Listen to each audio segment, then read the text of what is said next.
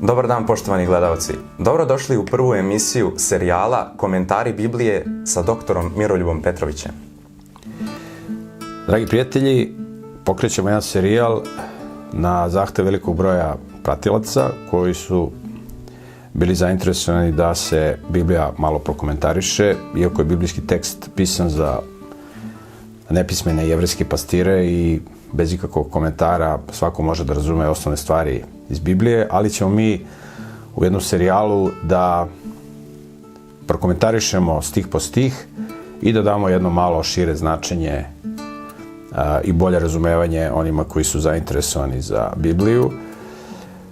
Zašto se bavimo ovom temom? Zato što je Biblija najvažniji udžbenik i najvažnija knjiga koja je ikada napisana. Kada bi postojala samo Biblija i nijedna druga knjiga osim Biblije, čovječanstvo ne bi bilo na velikom gubitku, ali kada ne bismo imali Bibliju, čovječanstvo bi bilo bukvalno slepo i ne bi znalo u kom smeru da ide. Čovječanstvo i tako propada, jer je većina ljudi to izabrala, međutim postoje oni retki pojedinci koji Isus naziva malim stadom, koji se interesuju da se informišu o najvažnijim životnim pitanjima i zbog tog malog stada, malog broja ljudi mi pravimo ovaj serijal. Kao što vidite, ova koreografija iza nas, to su fosili i eksponati koji potvrđuju da je Biblija naučno verodostojna. Mi se nećemo baviti u ovom serijalu naučno verodostojnošću Biblije. Koga interesuje može da pogleda na sajtu Centra za prirodnjačke studije veliki broj predavanja i knjiga koji iznose dokaze o tome da je Biblija naučno tačna, da je naučno verodostojna i mi se time nećemo baviti. Mi ćemo se ovde baviti tekstom i analizom teksta. Tekst je jednostavan, svako može da ga razume, ali ćemo i sa aspekta hebrejskog jezika malo da neke stvari proširimo, da malo bolje gledaoci mogu da razumeju.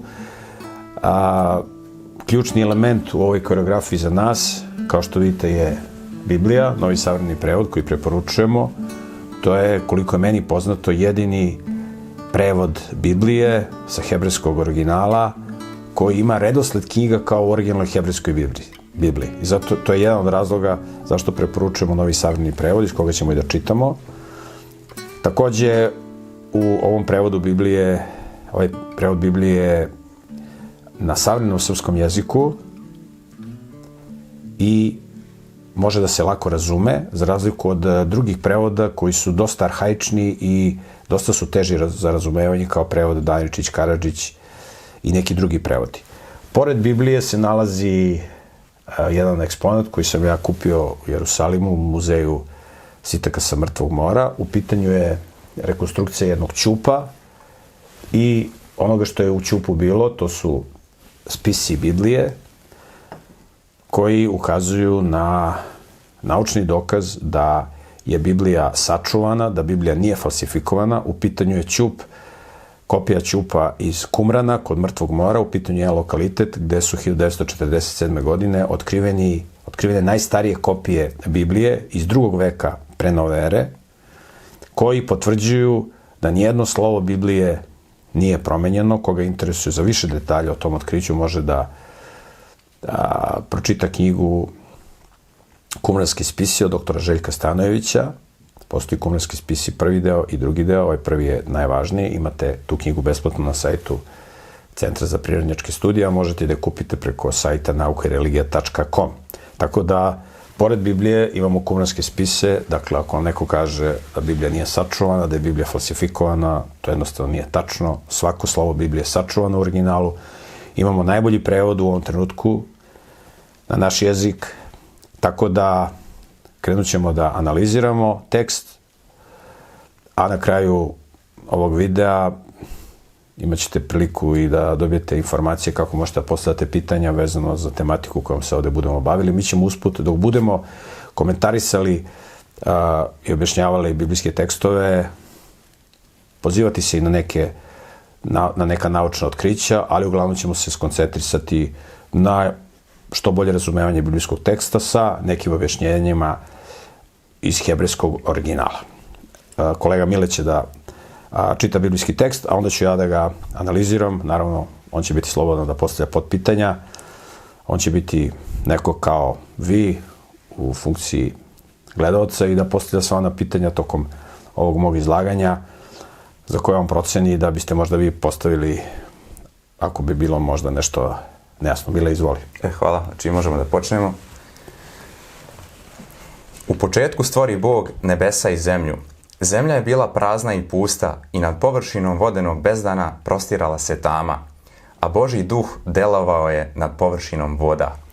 Dakle, ovo su prva dva stiha Biblije. Prva knjiga Biblije se zove u originalu u početku Berešit. Mi kažemo prva knjiga Mojsijeva, zato što se ova knjiga pripisuje Mojsiju.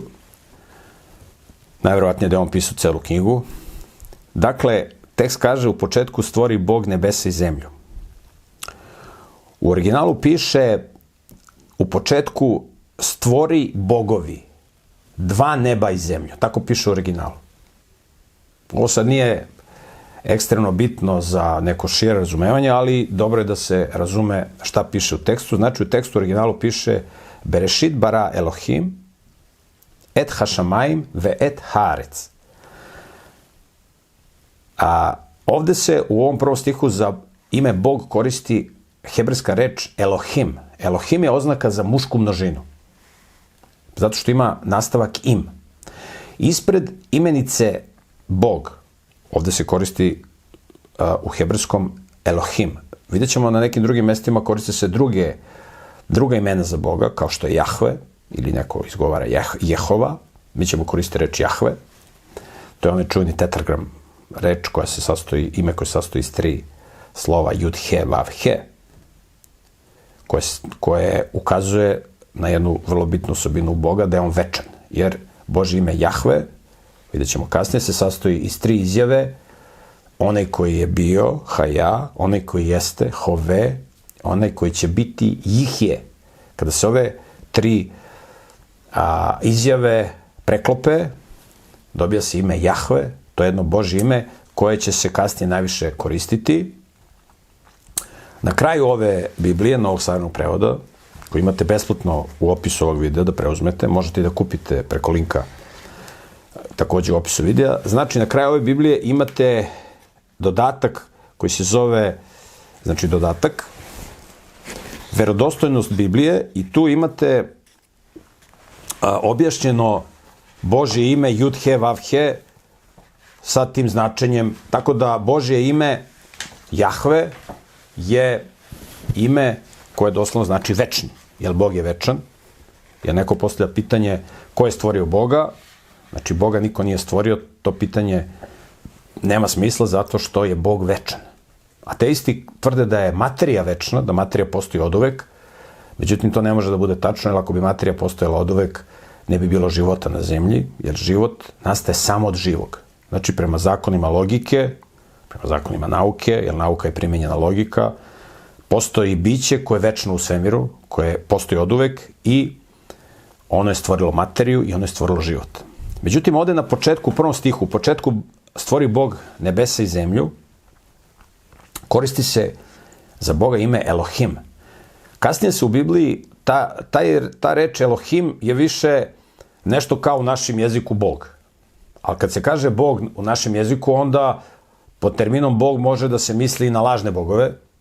Mnogi ljudi danas imaju razne bogove u koje veruju i oni isto kažu Bog, kao i mi koji kažemo za biblijskog Boga. Znači, mi se ovde ne bavimo verskim pitanjima. Ovo je jedna naučna analiza. Znači, nauka potvrđuje da postoji tvorac i nauka potvrđuje da je tvorac, ili kako ga zovu Bog, napisao udžbenik kako mi treba da živimo. Kako da se hranimo, kako da se ženimo, kako da vaspitavamo decu, kako da uređujemo državu. Znači, jedan kompletan udžbenik za sve aspekte ljudskog života. I mi sa naučnog aspekta se ovim bavimo, znači ne bavimo se promocijom nikakvih vera i veroispovesti i verskih zajednica, znači bavimo se naučnom analizom, jer sa aspekta udžbenika koji nam je Bog dao, sa aspekta Biblije, postoje 2 grupe ljudi, oni koji su na strani Boga i oni koji su protiv. Znači, Biblija se ne bavi verskim zajednicama ni nekim drugim pitanjima po kojima se ljudi danas dele. Znači, ovde u prvom stihu se koristi ime Bog. Kasnije će se, u hebrejskom se koristi ime Elohim. Kasnije će se za tog Boga, biblijskog Boga, koristiti ime Jahve. Da se tačno prepozna pravi Bog, Jahve, od lažnih bogova. Ovo ime Elohim takođe se u Bibliji koristi kada se govori i za sudije. I kada se govori i za anđele se koristi ime Elohim, kao neki reč Elohim, koji označava množinu, jednina je Eloah, ali znači reč Elohim ukazuje na nekoga ko ima moć, ko je moćan, to može da bude Bog, iz konteksta se ovde vidi da se ovde radi o Bogu, a mogu da budu neki kojima je Bog dao ovlaštenje da mogu da sprovode zakon u svemiru, kao što su sudije. Znači, reč Elohim se može koristiti, koristi se u Bibliji i za... Tako da je ime Elohim, koji se u prvom stihu koristi, jedan opšti termin za Boga. Ali ono što je ovde jako važno, u ovom prvom stihu da vidimo, jeste da kaže u početku stvori Bog. Glagol stvori je u jednini, a imenica je u množini. Znači, doslovan prevod bi bio u početku stvori bogovi. Pošto ovde glagol u jednini, to ukazuje da je jedan Bog. Znači, Elohim je jedan Bog. Ali iz same imenice Elohim mi vidimo da je to jedan Bog, iz ovog termina bara Elohim. Mi vidimo da je to jedan Bog koji ima više dimenzija. Elohim. Ne može, u hebrejskom ne postoji da se vi nekome obraćate sa vi, kao što se mi ovde iz poštovanja nekome obraćamo sa vi. To u hebrejskom ne postoji. Znači, ne možete vi Bogu da se obraćate sa vi. U Bibliji stalno kada se neko moli Bogu i kada se obraćamo Bogu, mi se Bogu obraćamo sa ti. Znači, ne sa vi. To u hebrejskom ne postoji. Tako da u prvom stihu mi vidimo da postoji jedan Bog koji ima više dimenzija. Elohim. Znači, ima ih više. To ćemo i kasnije u tekstu videti, kako drugi tekst, biblijski tekstovi to ukazuju. Ovaj tekst, ova prva rečenica je vrlo zanimljiva zbog toga što ukazuje da je jedan Bog koji ima više dimenzija. Znači, takva je njegova anatomija. Mi ćemo kasnije vidjeti o čemu se radi. I sledeće kaže, u početku stvori Bog nebesa i zemlju. Ovde se koristi reč šamaim za nebesa, što doslovno znači dva neba. Znači, Bog je u početku stvorio dva neba i zemlju. To je doslovan prevod. Mi ćemo kasnije vidjeti koja su ta dva neba, jer vidjet ćemo kasnije apostol Pavle govori kako zna čoveka koji je bio prenet na treće nebo kod Boga. Znači, očigledno, na osnovu biblijskog teksta, to ćemo vidjeti kroz biblijski tekst, tako, kako ga budemo čitali, Bog je stvorio dva neba, a on sam ima svoj presto na nekom trećem nebu. Gde se to nalazi, mi ne znamo. Postoje negde u svemiru. Koja su ta dva neba koje je Bog stvorio? Na osnovu biblijskog teksta možemo da zaključimo da je to ovo atmosfersko nebo, gde mi živimo, koje nam omogućuje da možemo da dišemo. U tom nebu, tako, lete ptice i tako dalje. I postoji to zvezdano nebo, gde su sunce, mesec, zvezde, galaksije i tako dalje. Dakle, tekst kaže u početku stvori bogovi dva neba i zemlju. To je doslovan prevod. Ono što, dakle, zaključujemo iz prvog stiha jeste da postoji jedan Bog koji ima više dimenzija. Mi ćemo kasnije vidjeti, jer kad se koristi, u hebrejskom jeziku postoje dve množine. Postoji dual, kad je nastavak aim, kao što je ovde šamaim, znači dva neba, i postoji više od dva, kada je nastavak im, to je ovde Elohim. Mi sad ne znamo koliko je to više od dva, kada se govori o Bogu, o njegovom biću, da li je 3, 4 ili više. To ćemo kasnije kroz biblijski tekst da vidimo da su u pitanju 3 dimenzije ili 3 lica. Znači, Bog po svojoj anatomiji je biće koji ima 3 dimenzije, koje čine jednog Boga. Znači, u pitanju je jedan Bog, nema više bogova, nego jedan Bog. Dalje se kaže, zemlja je bila prazna i pusta. Znači, zemlja je stvorena, bila je prazna, ništa nije bilo na zemlji, i nad površinom vodenog bezdana prostirala se tama. Očigledno da se zemlja kao kupala u vodi. Znači, zemlja je bila u vodi. I nad površinom vodenog bezdana prostirala se tama. Znači, nije bilo svetla. Bog je stvorio zemlju, stvorio je dva neba, ali nije bilo svetlosti, nije bilo zvezda, nije bilo galaksija. I Božji duh delovao je nad površinom voda. Znači, Božji duh je bio prisutan i sada će Bog preko svog duha da nastani tu planetu Zemlju, da stvori ambijent na kojem će da se živi na toj planeti Zemlji i o tome ćemo da čitamo u tekstovima koji slede. I Bog reče, neka bude svetlost. I nastala je svetlost. Bog je video da je svetlost dobra i Bog je razdvojio svetlost od tame. Bog je svetlost nazvao dan, a tamu je nazvao noć. I bilo je veče i bilo je jutro, dan jedan. Dakle, Bog je rekao, bila je tama, je tako, planeta Zemlja se kupala u vodi, možemo da kažemo, i Bog je rekao neka bude svetlost i nastala je svetlost. Mi ne znamo koja vrsta svetlosti je bila u početku. Bila je neka svetlost. U Bibliji se kaže, vidjet ćemo kasnije, da je Bog svetlost, koju se ne može pristupiti. Šta je bio taj izvor svetlosti u početku, mi ne znamo. Nije ni bitno. Bitno da je u početku bila svetlost. To je jako važno. I Bog je video da je svetlost dobra i Bog je razdvojio svetlost od tame. Bog je svetlost nazvao dan, a tamo je nazvao noć. Znači, ovde vidimo i kaže i bi veče i bi jutro, dan jedan. Znači, razdvojena je svetlost od tame.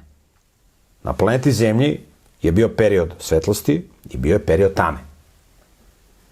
Kao što imamo i danas. Svetli deo dana, tu obdanicu, kako mi kažemo, je Bog nazvao dan. A tamu je nazvao noć. I pazite šta kaže. I bilo je veče i bilo je jutro, znači Bog je stvarao preko dana, onda je došlo veče, došlo je jutro i kaže dan jedan, ne kaže dan prvi. Zašto piše jedan, a ne prvi? Da. Mi ćemo kasnije videti da se za drugi dan kaže dan drugi, dan treći, dan četvrti, dan peti, dan šesti, dan sedmi, a ovde se kaže dan jedan u hebrejskom. Yom Ehad, ne kaže Yom Rishon, nego Yom Ehad, dan jedan. Zašto? Zato što to nije prvi dan u svemiru. Očigledno da su postojali dani i pre stvaranja naše planete i našeg svemira, da je Bog stvarao i pre našeg sveta, da tako kažemo. Tako da je to jedan dan. Jedan dan u istoriji Božjeg stvaranja. Znači nije prvi dan. Nije dan prvi, nego dan jedan. I mi ćemo vidjeti tu tipologiju kasnije zašto je bitna. Da je ova sedmica stvaranja u stvari početak jedne druge sedmice od 7000 godina. Znači, Bog je stvarao za 6 dana, kao što ćemo vidjeti. 7. dana je prestao da radi. Znači, nije se on odmarao, kao što neki misle. To ne piše u Bibliji da se Bog odmarao 7. dana, nego je Bog prestao da radi. Isto tako, prestao da stvara. Isto tako, vidjet ćemo da postoji jedan drugi period kada Bog stvara 6000 godina i onda će 7000 godine Bog prestati da stvara. Mi smo na kraju te velike sedmice od 6000 godina, o tome ćemo govoriti. Tako da ovde se kaže da je to dan jedan. Znači nije dan prvi, dan jedan. Ono što je bitno, znači prvog dana Bog je stvorio svetlost i postojala je svetlost na zemlji i postao je dan. Kao što ćemo vidjeti, dan od 24 časa iz kasnijeg biblijskog teksta. Možemo da nastavimo dalje, čitamo. Zatim Bog reče, neka bude nebeski svod između voda i neka se razdvoje vode od voda. Tada je Bog načinio nebeski svod i razdvojio vode koje treba da budu ispod svoda od voda koje treba da budu iznad svoda. I bilo je tako. Bog je nebeski svod nazvao nebo. I bilo je veče i bilo je jutro, dan drugi. Znači, videli smo da je Bog u početku stvorio planetu Zemlju koja se kupala u vodi. Prvog dana je stvorio svetlost, a drugog dana Bog je stvorio nebeski svod koji je nazvao nebo. Znači, kao da je Bog u početku, na osnovu teksta, jednog dana ćemo imati više informacija, kad nam Bog bude dao, ali očigledno da je Bog u početku stvorio dva neba, atmosfersko nebo i zvezdano nebo, a onda je, to je bilo prvog dana, a onda je drugog dana razdvojio tu vodu iznad nebeskog svoda. Kao da je Bog napravio granicu, napravio jedan vodeni omotač koji je razdvajao atmosfersko nebo od zvezdanog neba. Kaže, razdvojio je vodu pod svodom od vode nad svodom. I taj svod, atmosferu, je nazvao nebo. Znači, to je jedno nebo, imamo ono drugo nebo, zvezdano nebo. Znači, u početku su bila dva neba na osnovu biblijskog teksta koja nisu bila razdvojena, da kažemo, vodom. A ovde ih sad Bog razdvaja vodom i postoji voda iznad atmosfere i voda ova ispod atmosfere, to su ovi vodeni baseni o kojima ćemo uskoro videti. O tome govori biblijski tekst. Vidjet ćemo kasnije ta voda iznad svoda. Mi ne znamo u kojoj formi bila ta voda iznad svoda, da li je bila u kom agregatnom stanju. Mislim, mi ne znamo te detalje. Postoji jedna knjiga koju radi jedan američki naučnik, zove se Joseph DeLow. Knjiga se zove Waters Above. Ko hoće može tu knjigu da nabavi preko interneta i da pročita. On se bavi analizom kako je mogo da izgleda taj svod, vodeni svod, taj vodeni omotač oko planete Zemlje. Koga interesuje, to može to da pročita. Znači, ono što je bitno da vidimo da je Bog taj nebeski svod, odnosno nebo, atmosferu pripremio zato što će tu da stvara život. I mora da postoje adekvatni uslovi za život na planeti Zemlji. Znači, Bog u prva 2 dana priprema ambijent za stvaranje života i za omogućavanje da život može da se razvija na planeti Zemlji i na kraju kaže dan drugi. Ovde se kaže dan drugi, jer je to drugi dan u ovoj sedmici stvaranja. Vidjet ćemo da Bog stvara kroz sedmice, jer 7 je jedan poseban broj koji se spominje u Bibliji. Znači, drugi dan priprema se, dakle, i završava se priprema ambijenta za stvaranje života. Idemo dalje. Zatim Bog reče, neka se vode ispod nebesa sakupe na jedno mesto i neka se pokaže kopno. I bilo je tako. Bog je kopno nazvao zemljom, a sakupljene vode nazvao je morima. I Bog je video da je to dobro. Zatim Bog reče, neka iz zemlje nikne trava, bilje koje nosi seme, plodno drveće koje po svojim vrstama na zemlji rađa plod u kome je njegovo seme. I bilo je tako. Zemlja je pustila iz sebe travu, bilje koje nosi seme po svojim vrstama i drveće koje rađa plod u kome je seme po njegovim vrstama. I Bog je video da je to dobro. I bilo je veče i bilo je jutro, dan treći. Iz ovog teksta vidimo da sad Bog razdvaja kopno od vode. Znači, kada je Bog razdvojio vodu iznad atmosfere od vode ispod atmosfere, planeta Zemlja se na početku 3. dana i dalje kupala u vodi. Znači, bila je pod vodom. I onda je Bog razdvojio kopno, očigledno je izdignuo taj kontinent. Vidjet ćemo kasnije da je to bio jedan kontinent, da ih nije bilo više. Znači, izdigao je jedan kontinent, a izdubio je morske basene i stvorio je mora na planeti Zemlji. Kada pogledamo kako izgleda poprečni presek planete Zemlje, planeta Zemlja ima jednu tanku koru, debljine 40 km, inače prečnik, poluprečnik Zemlje je oko 6730 km. Samo 40 km čini zemljinu koru koja je čvrsta i donji deo te zemljine kore čini jedna stena koja se zove bazalt. Iznad nje se nalazi stena koja se zove granit. I taj granit čini osnovu kontinenta. Tada je bio jedan kontinent, očigledno, vidjet ćemo na osnovu biblijskog teksta i kasnije, kad dođemo u 10. poglavlje prve knjige Mojsijeve. Znači, Bog jednostavno izdigao taj jedan kontinent, udubio morske basene, to je bilo na početku 3. dana. To je bilo potrebno da bi na tom kopnu, koje će se pojaviti, da se pojave biljke. I sad zapazite koje su ovde biljke stvorene. Stvorene su 3 vrste biljaka. kasnije, kada se čovjek bude pobunio protiv Boga, bit će stvorena i četvrta vrsta. Ovde se spominje, kaže, neka iz zemlje iznikne trava, bilje koje nosi seme i plodno drveće koje po svojim vrstama na zemlji rađa plod u kome je njegovo seme. Znači imamo travu, imamo bilje koje nosi seme i imamo drveće koje nosi seme. Ove tri vrste biljaka je Bog stvorio. Vidjet ćemo kasnije da je bilje koje nosi seme i drveće koje nosi seme Bog dao ljudima za ishranu, a životinjama je dao da jedu svo zeleno bilje. Svo zeleno bilje.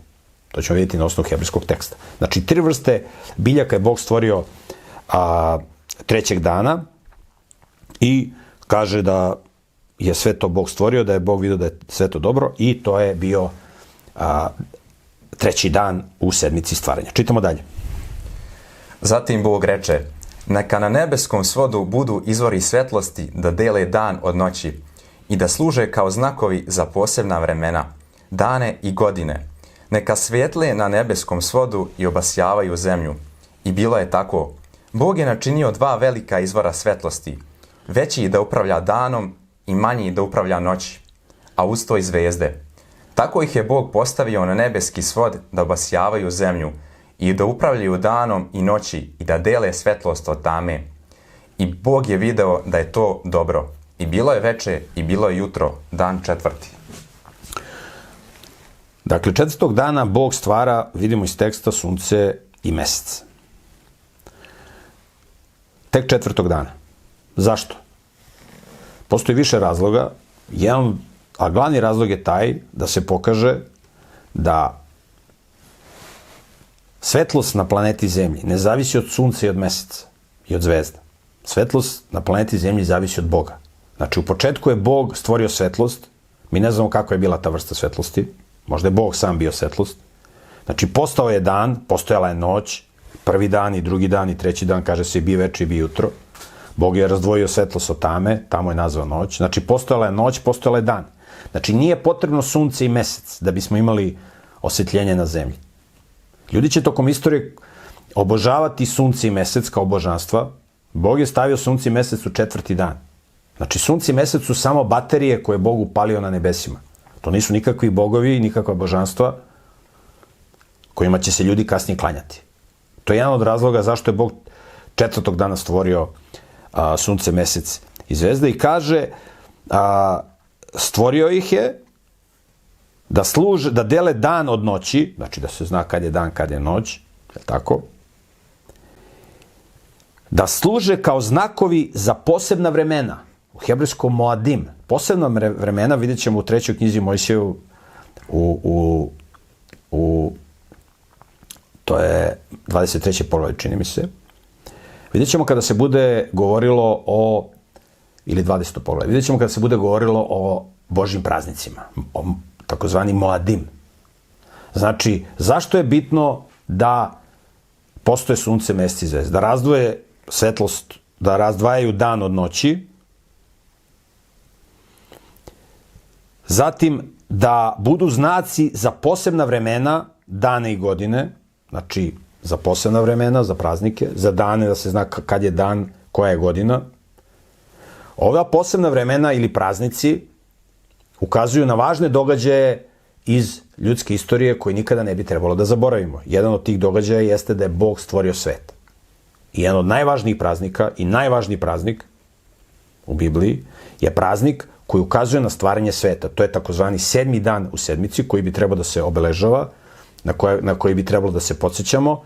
Taj sedmi dan ukazuje na podsjećanje da je Bog stvorio ovaj svet. Znači, sedmi dan u sedmici je kao jedna vrsta rođendana planete Zemlje, jedan podsjetnik da nikada ne zaboravimo da je ovaj svet stvoren. Ljudi će kasnije tokom istorije zaboraviti da je Bog stvorio ovaj svet i u školama će se učiti da smo nastali od majmuna, da je ovaj svet nastao eksplozijom u svemiru, velikim praskom pre 15 milijardi godina i slične gluposti. Zato su bitna ta posebna vremena ili praznici. Neki ukazuju na stvaranje sveta, a neki ukazuju na važnije događaje iz ljudske istorije koji će trebati da se dese i o kojima će Bog da govori. Takođe su stvoreni i da obasjavaju zemlju. Sunce je bitno i mesec da obasjavaju zemlju iz više razloga, ali tako? Biljke koje su jedini proizvođači hrane na planeti Zemlji koriste sunčevu svetlost i u procesu fotosinteze stvaraju tkivo biljaka koje kasnije životinje i ljudi konzumiraju.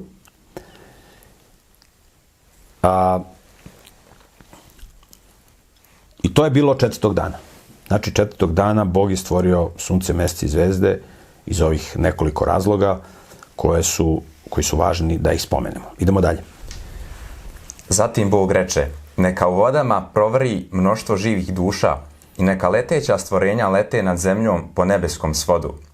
Tada je Bog stvorio velike morske životinje i sve žive duše što se miču, koje su provrle u vodama po svojim vrstama, i sva krilata stvorenja po svojim vrstama. I Bog je video da je to dobro. Tada ih je Bog blagoslovio rečima, budite plodni i množite se i napunite vode u morima, i neka se stvorenja koja lete namnože na zemlji. I bilo je veče i bilo je jutro, dan 5. Dakle, 5. dana Bog stvara vodene organizme i leteće organizme. I namera je bila da se oni umnože, kaže da ih je stvorio po svojim vrstama. Takođe, u 3. danu stvaranja Bog kaže da se bilja koje nosi seme i drveće koje nosi seme i trava, da će biti stvoreni po svojim vrstama. Znači, u hebrejskom se koristi reč min, što znači tip. Nisu to ove vrste koje mi danas koristimo u biologiji. U pitanju je nešto na nivou roda, za one koji znaju malo biološku podelu. Znači, Bog je stvorio osnovne tipove. Osnovne tipove biljaka, osnovne tipove životinja, koji ukrštanjem između sebe mogu da daju neke nove tipove, odnosno nove vrste organizama. Znači, Bog je stvorio ptice, znači vodene organizme je stvorio i leteće organizme je stvorio 4. dana stvaranja. Idemo na 5. dan. 24. stih. Znači idemo na 6. dan, tako. Sada idemo, ovo je bio 5. dan, 4. dana su stvoreni sunce, mesec i zvezde, 5. dana su stvoreni vodeni organizmi i leteći i sad idemo na 6. dan, to je 24. stih. Zatim Bog reče, neka zemlja pusti iz sebe žive duše po svojim vrstama, stoku, druge životinje što se miču i divlje životinje zemaljske po svojim vrstama. I bilo je tako. I Bog je načinio divlje životinje zemaljske po njihovim vrstama, stoku po njenim vrstama i sve druge životinje što se miču na zemlji po njihovim vrstama. I Bog je video da je to dobro. Ovo je prvi deo 6. dana, kada Bog stvara kopnene organizme i kaže se da ih stvara, neka zemlja pusti iz sebe žive duše. Mi ćemo vidjeti kako je Bog stvarao kasnije u drugom delu 6. dana, kako je Bog stvarao čoveka. Na sličan način je stvarao i životinje, znači stvarao ih je od zemlje. Znači, Bog je uzeo zemaljski prah, kako piše u Bibliji, oblikovao ga je u hebrejskom, jacar. Znači, Bog je oblikovao organizme na zemlji, kasnije vidjet ćemo i čoveka, i onda im je udahnuo duh životni. To će sada u drugom delu 6. dana biti objašnjeno. Dakle, Bog koristi zemlju koja je postojala da od nje oblikuje, vidjet ćemo kako, i da onda u njih ubacuje duh životni, da ti oblikovani organizmi mogu da budu živi i da postanu žive duše, kao što ćemo vidjeti. Znači, u prvom delu 6. dana Bog stvara kopnene organizme, idemo dalje, u drugi deo 6. dana. Zatim Bog reče, hajde da načinimo čoveka po svom obličju, sličnog nama, i neka vlada nad morskim ribama, nad stvorenjima koja lete po nebu, nad stokom, nad svom zemljom i nad svim drugim životinjama što se miču po zemlji. Tada je Bog stvorio čoveka po svom obličju. Stvorio ga je po Božjem obličju, stvorio je muškarca i ženu. Zatim ih je Bog blagoslovio i rekao im, rađajte se i množite se, napunite zemlju i vladajte njom, i budite gospodari nad morskim ribama i stvorenjima koja lete po nebu i nad svim stvorenjima što se miču po zemlji. Ovde imamo nešto o čemu smo pričali u prvom stihu, kaže, zatim reče Bog, hajde da načinimo čoveka. U hebrejskom se kaže dabar Elohim. Opet dabar, kao tamo što je bilo bara, glagol u jednini, a imenica u množini. Znači, rekao je bogovi, tako doslovno piše u originalu, dabar Elohim, jedan bog koji ima više dimenzija, je rekao, hajde da načinimo čoveka. Znači, njih je više. Vidjet ćemo kasnije kroz biblijski tekst da su trojica, da su tri dimenzije Boga. Otac, Sin i Sveti Duh. Bog je po svome biću nešto drugo nego što smo mi. Ne možemo mi sad Boga da ograničamo, Bog ima oči kao mi, bubrege kao mi, srce kao mi i tako dalje i tako dalje. Znači, on nas stvara po svom obličju, kaže, hajde da načinimo čoveka po svom obličju, ali jedno je tvorac, a drugo je stvorenje. Pisac može da piše knjigu, i mi kad čitamo knjigu vidimo mnoge karakterne osobine pisca. Znači, knjiga je pisana po obličju pisca. Ali jedno je pisac, a drugo je knjiga. Knjiga ima stranice, slova i tako dalje, korice, pisac ima srce, bubrege, pluća i tako dalje. Znači, Bog je stvorio čoveka po svom obličju, u duhovnom smislu, u karakternom smislu.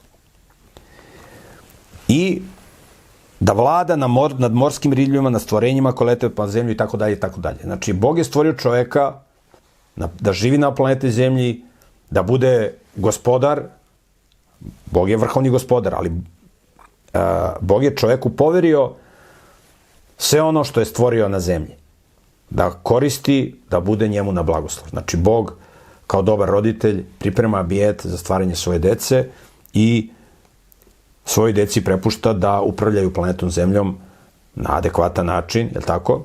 Kao što ćemo vidjeti. I ovde čitamo prvu zapovest koju je Bog dao, rađajte se i množite se. Znači, to je prva zapovest koju je Bog dao u istoriji i nema veće radosti, veće sreće nego imati svoje dete i iz tog razloga Bog je stvorio ljude da bi im se radovao, kao što roditelji stvaraju decu da bi im se radovali. I ovo je vrlo bitna poruka koju vidimo u ovim tekstovima. Zašto je Bog stvorio ovaj svet? Stvorio je zbog ljudi da bi im se radovao i pošto ljude stvorio po svom obličju, on njima kaže da i oni rade to što Bog radi, da stvaraju nove ljude, da se rađaju, da se umnožavaju i da uživaju i da budu srećni sa svojim potomstvom. Čitamo dalje. Zatim Bog reče, evo dajem vam sve bilje koje nosi seme po svoj zemlji i sve drveće s plodovima u kojima je seme. Neka vam to bude za hranu. A svim divnim životinjama zemaljskim i svim stvorenjima koja lete po nebesima i svim živim dušama što se miču po zemlji, dao sam za hranu svo zeleno bilje. I bilo je tako. Poslije toga... To je završeno poglavlje, sad ćemo da stanemo. Inače, Biblija je podeljena na poglavlje i stihove tamo negde u 12. veku. U originalnom tekstu ne postoje podele na poglavlja i na stihove, to je kasnije dodato. I taj koji je radio podelu u 12. veku, on je to malo i nespretno uradio, ali eto, to je ostalo do danas. Mi ćemo vidjeti da 31. stih prvog poglavlja i prva 3 stiha drugog poglavlja u stvari predstavljaju jednu celinu. Tako da ćemo 31. stih i prva 3 stiha drugog poglavlja pročitati zajedno. Ono što je ovde bitno jeste da Bog kaže šta će ljudi da jedu. Kaže, daje vam sve bilje koje nosi seme. Mi smo vidjeli da je Bog stvorio travu, bilje koje nosi seme i drveće koje nosi seme. Bog je ljudima dao da jedu ovo drugo i treće. Bilje koje nosi seme i drveće koje nosi seme. Nije im dao da jedu travu.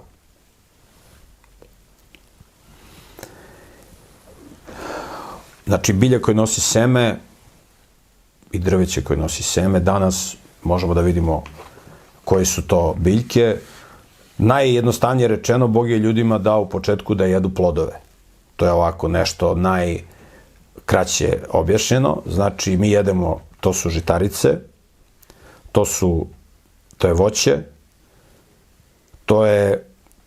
to su orašasti plodovi ili semenke. To je ovako ugrubo rečeno. Postoje neke vrste povrća koje mi zovemo, danas kažemo povrće, koje ima plodove, kao što je paradajz, paprika.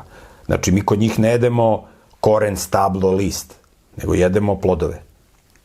Znači, semenke i plodovi, to je ono što je Bog u početku ljudima dao. Sigurno da je bio mnogo veći izvor i izbor bilja koji nosi seme i drveće koje nosi seme. U početku ljudi nisu dobili da jedu list, koren i stablo, kao što će se kasnije dati kada se budu pobunili protiv Boga. Znači, u početku Bog je ljudima dao da jedu bilje koje nosi seme, drveće koje nosi seme.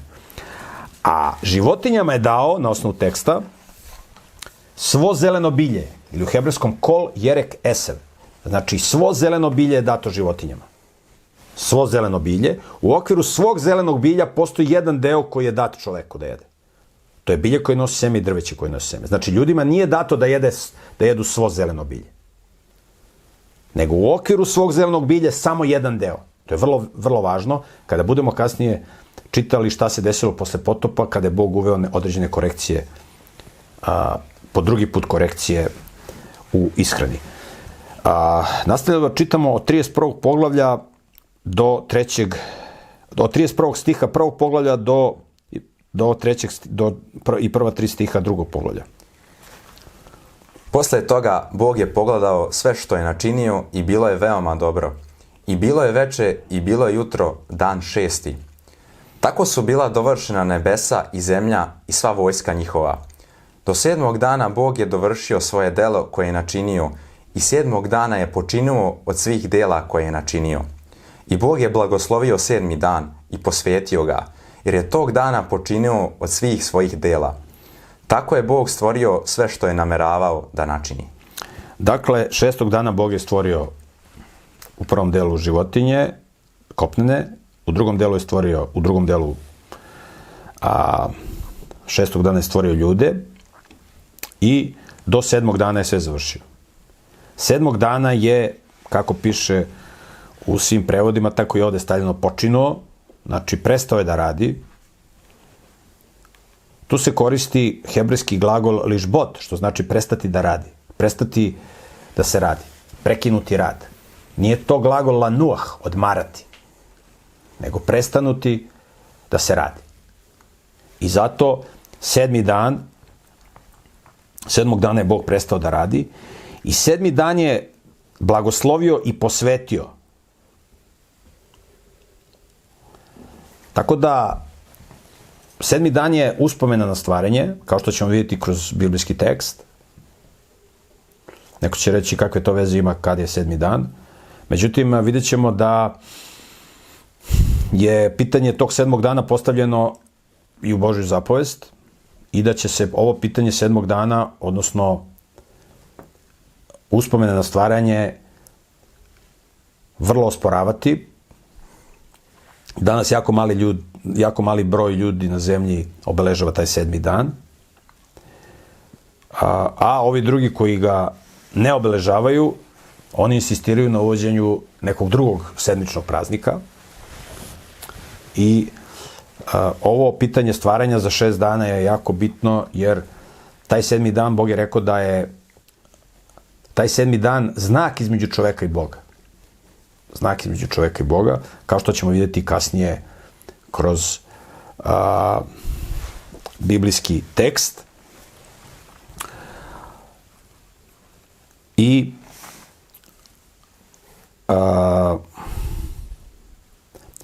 možemo da nastavimo da čitamo dalje, znači 4. stih.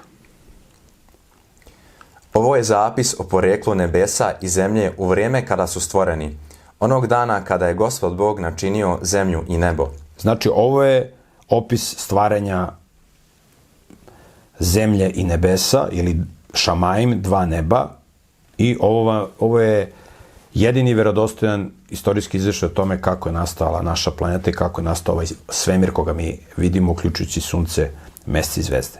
Na osnovu biblijskih hronologije vidjet ćemo da je sve ovo stvoreno pre oko 6000 godina.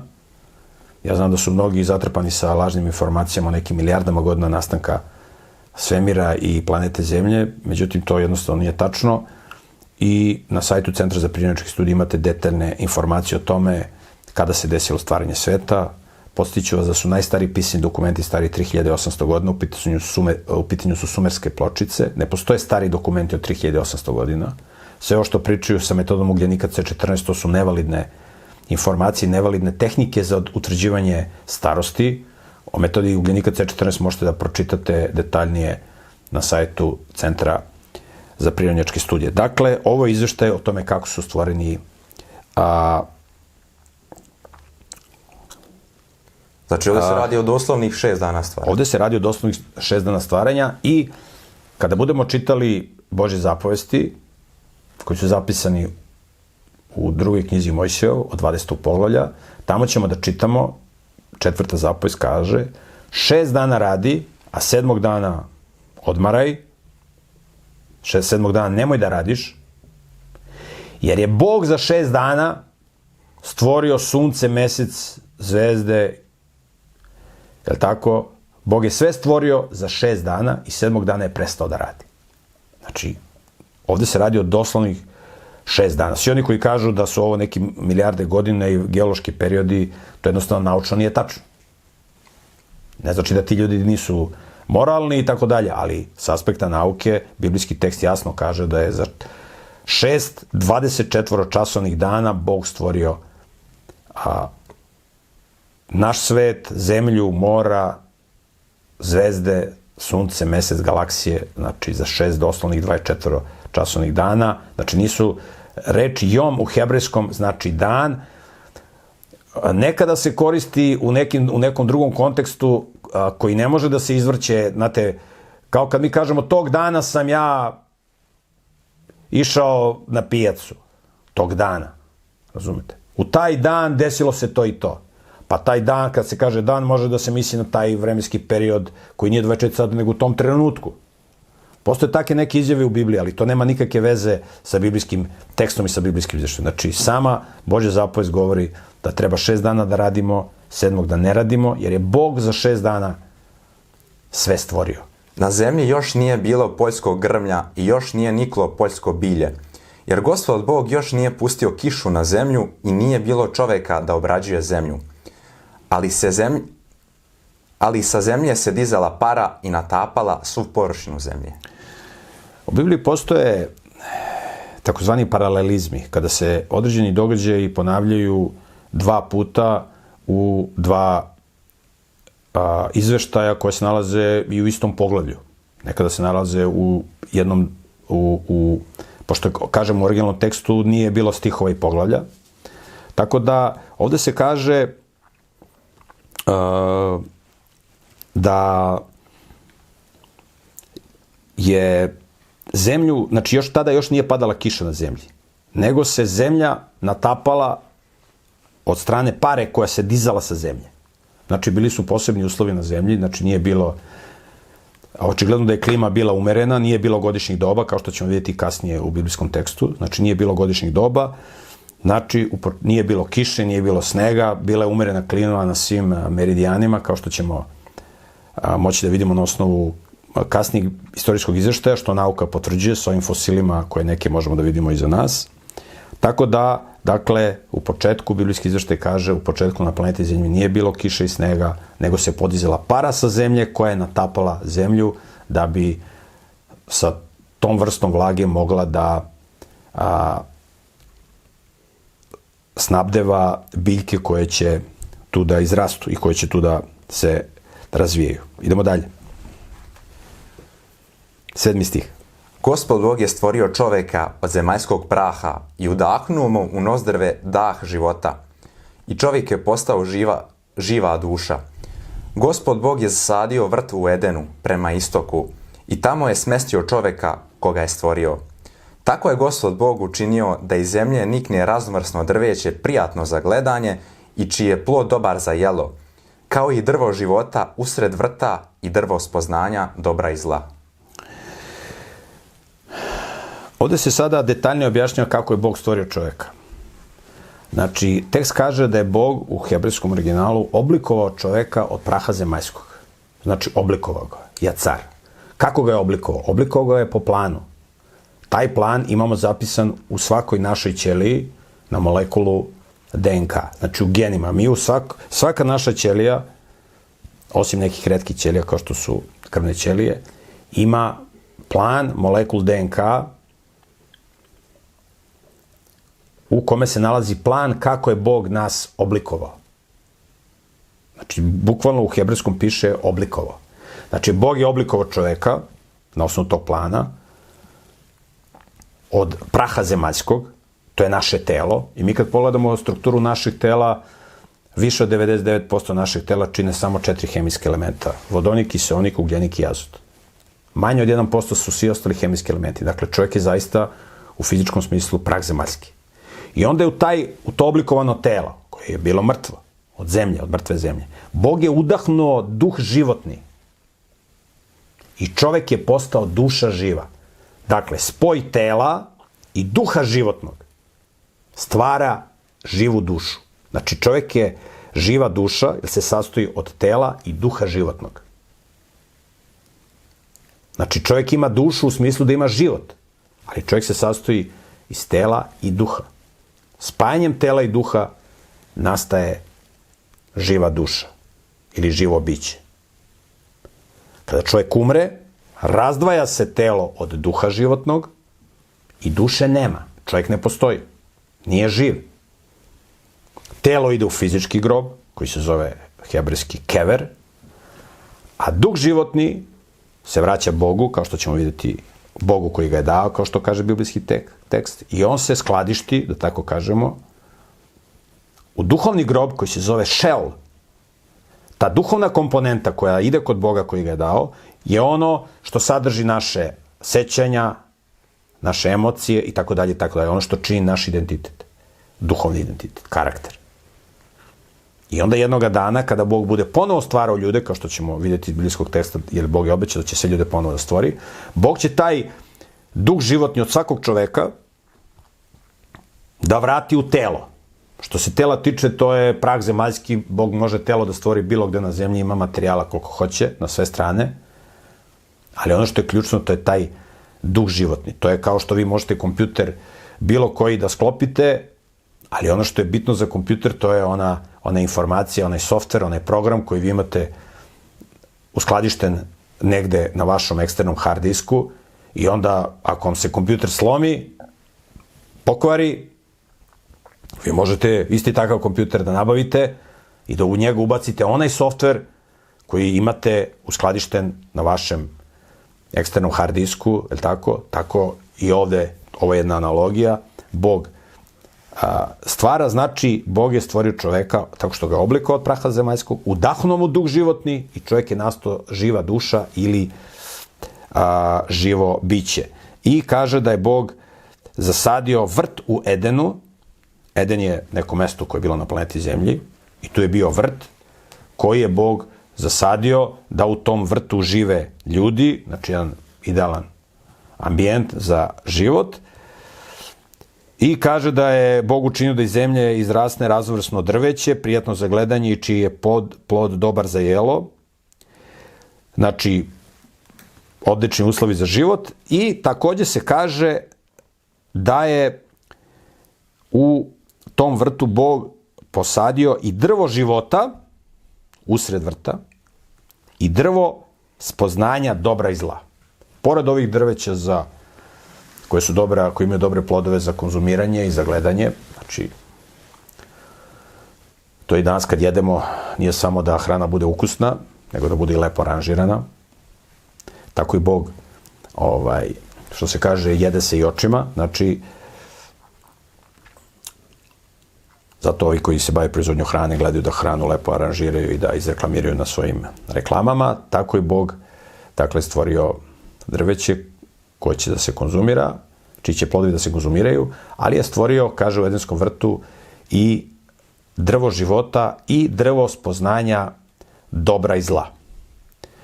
Vidjet ćemo kasnije da to drvo života predstavlja jedno posebno drvo, čiji plod kada se konzumira, čovek može da večno živi. Naravno da je to nešto što je Bog uspostavio i što je bilo ljudima dato kao jedna vrsta testa. Vidjet ćemo kasnije kada budemo čitali biblijski tekst. Dakle, da ljudi, ukoliko poštuju Boga, ukoliko žele da žive po moralnom zakonu, ukoliko im je stalo do života, znači onima kojima je stalo do života, moći će da konzumiraju plodove sa drveta života i da večno žive. A ovo drvo poznanja dobro i zla, to je jedno drvo, vidjet ćemo uskoro, koje je Bog dao kao jednu vrstu testa poslušnosti ljudima, da li ljudi zaista žele da budu na Božjoj strani ili ne žele da budu, tako da ćemo i ova dva drveta nešto više reći u sledećoj emisiji. Ovo je bilo za sada sve što se tiče ove prve emisije. Mile? Tako je, dragi prijatelji, ovo je bilo sve za danas. Ako želite da čitate Sveto pismo na novom savremenom prevodu zajedno sa nama, možete da ga čitate u elektronskoj formi preko linka koji je u opisu ili možete da ga kupite preko sajta koji je također u opisu. A ako imate neka pitanja vezano za tekst koji smo čitali i komentarisali danas, možete da ih postavite na mail komentaribiblije@gmail.com. Hvala na pažnji, vidimo se.